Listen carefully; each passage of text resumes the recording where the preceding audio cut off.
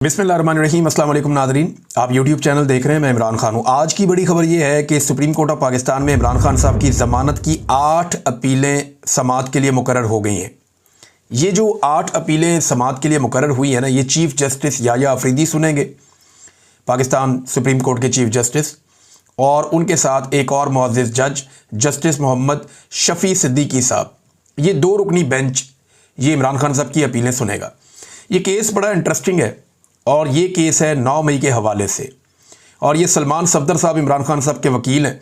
उन्होंने ये case supreme court of Pakistan में दायर किया हुआ है। इसमें ज़रा समझें, 9 मई को हुआ ये था कि इमरान खान साहब को गैर कानूनी तौर पे इस्लामाबाद हाई कोर्ट के अहाते से, जो पुरानी वाली बिल्डिंग थी, वहाँ से शीशे तोड़ के, दरवाजे तोड़ के रेंजर्स ने गिरफ्तार कर लिया था। उसके बाद रद्द-ए-अमल के तौर पर शहरी निकले पूरे पाकिस्तान में और मुख्तलिफ कंटोनमेंट्स के इलाकों की तरफ गए, और फिर जो मंजर हमने देखे, बल्कि देखे ही नहीं, आज तक सीसीटीवी फुटेज ही नहीं मिली। और कई लोग ये कहते हैं कि हम जब पहुंचे तो पहले ही तबाही हो चुकी थी। बड़े हैरत अंगेज़ तौर पे सिक्योरिटी वहाँ से गायब हो जाती है। बड़े हैरत अंगेज़ तौर पे वहाँ पे जो रास्ते में है कोई रोकता नहीं है, कोई रुकावट नहीं डाली जाती, कोई पकड़ने नहीं आता, और फिर वहाँ पर तोड़ फोड़ हो जाती है। उसके बाद 9 मई के नाम के ऊपर पाकिस्तान तहरीक इंसाफ के ऊपर एक अजाब मुसल्लत कर दिया जाता है पाकिस्तान में, और इस पॉलिटिकल पार्टी के हज़ारों वर्करों को गिरफ्तार कर लिया जाता है। लीडरशिप सारी की सारी अंदर डाल दी जाती है। इमरान खान साहब को कुछ अर्से के बाद दोबारा गिरफ्तार कर लिया जाता है। लेकिन 9 मई को जब इमरान खान साहब गिरफ्तार हुए तो सुप्रीम कोर्ट ऑफ पाकिस्तान ने इमरान खान साहब को बुलवा लिया। इमरान खान साहब सुप्रीम कोर्ट ऑफ पाकिस्तान में आए तो उन्होंने इसको गलत करार दिया कि यह गलत हुआ, किसी जगह पे भी लॉ एंड ऑर्डर की सिचुएशन नहीं बननी चाहिए थी, बल्कि उन्होंने उसकी मजम्मत की। लेकिन साथ ही इमरान खान साहब ने कहा कि मैं तो गिरफ्तार था, मैं अंदर मौजूद था। अब एक आदमी अंदर था तो वो उस जुर्म के लिए कैसे जिम्मेदार हो सकता है? तो इसमें सुप्रीम कोर्ट ऑफ पाकिस्तान ने इमरान खान साहब की 9 मई की गिरफ्तारी को गलत करार दिया था, और यह कहा गया था इसके ऊपर इंक्वायरी की जाएगी। और जो हाई कोर्ट है इस्लामाबाद की, उन्होंने भी कहा था इसके ऊपर इंक्वायरी करेंगे। अब इंटरेस्टिंग बात यह है कि 9 मई के लगभग 2.25 साल के बाद यह केस वापस जा रहा है सुप्रीम कोर्ट ऑफ पाकिस्तान में। अब वही चीफ जस्टिस ऑफ पाकिस्तान है वो चेंज हो गए हैं। इसके बाद एक और चीफ जस्टिस आया, फिर एक और बंदयाल साहब थे, फिर कादी साहब आए, और अब याह्या अफरीदी साहब हैं। अब उनके सामने मामला जाएगा तो वकील पहले तो ये मामला उठाएगा, जनाब इमरान खान को 9 मई को गिरफ्तार किया गया हाई कोर्ट इस्लामाबाद के अहाते से, गैर कानूनी गिरफ्तारी थी, और सुप्रीम कोर्ट ने अपने ऑर्डर में कहा था कि यह गैर कानूनी गिरफ्तारी है, इनको रिहा किया जाए। तो पहले तो आप ये बताएं कि जनाब वो गैर कानूनी गिरफ्तारी के ऊपर अब तक क्या एक्शन हुआ? इस्लामाबाद हाई कोर्ट से भी पूछा जाएगा, जनाब आपने 2.25 साल में कौन सा इंसाफ फराहम किया कि जिन लोगों ने इमरान खान साहब को, साबिक वज़ीर-ए-आज़म को घसीट के गैर कानूनी तौर पे टॉर्चर करके गिरफ्तार किया, जिन मनाज़र की वजह से पूरे पाकिस्तान में आग लगी, वो लोग जो रिस्पॉन्सिबल हैं वो कौन लोग हैं और ये किसने किया था? एक तो मामला ये उठेगा।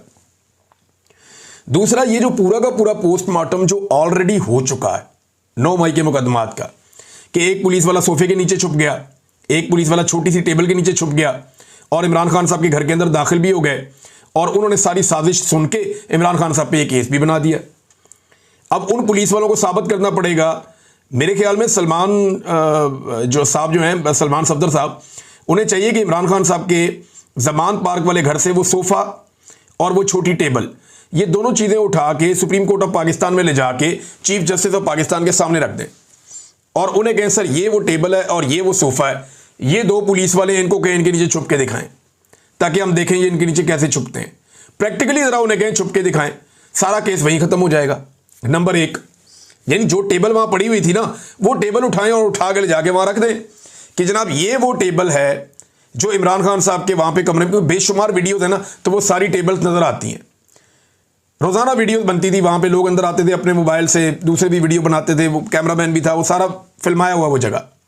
वो जो वहाँ पे टेबल्स थी वो ले जाके सुप्रीम कोर्ट ऑफ पाकिस्तान में रखें, और पुलिस वाले को बुला कर कहेंगे जनाब इसके नीचे घुस के आप दिखाएं, छुप के दिखाएं। अगर ये छुप गया तो ठीक है।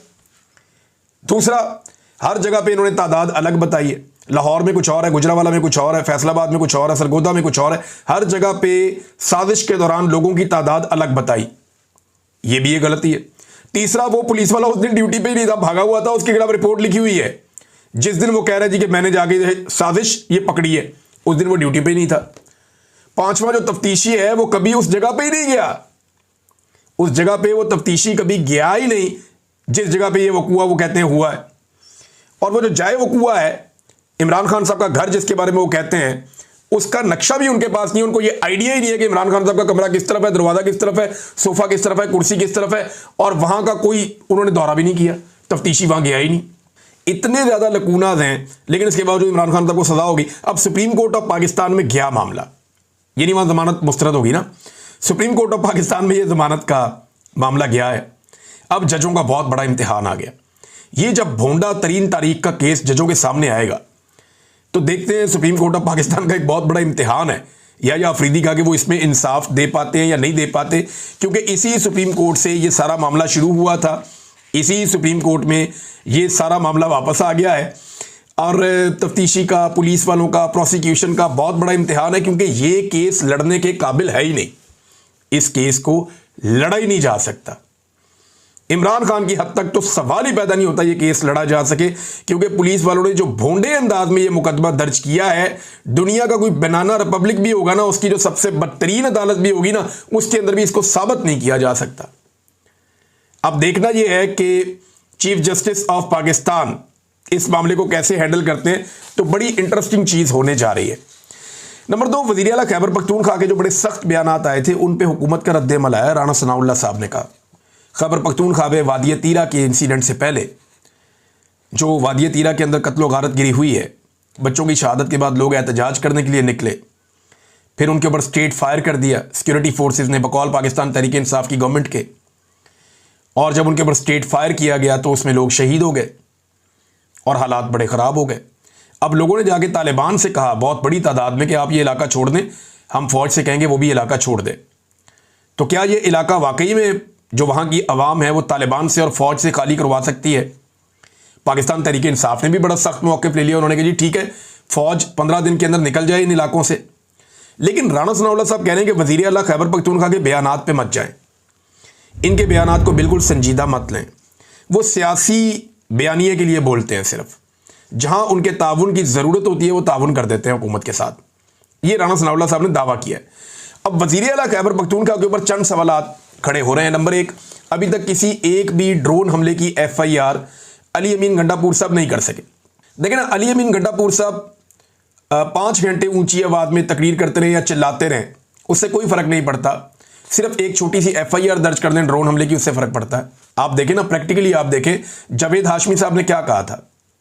जावेद हाशमी साहब ने कहा कि मुझे DG ISI ने कहा, या ISI के चीफ ने कहा कि हम आपको सीट पे कामयाब करवा देते हैं, आप इलेक्शन आपको जितवा देते हैं, आप हमें बुरा भला कहते रहा करें, लेकिन जब आप ज़रूरत पड़े हमें आपकी तो आप वोट हमें दे दिया करें या हमारा काम कर दिया करें, हमें जितना मर्जी बुरा भला करें, कोई फ़र्क नहीं पड़ता।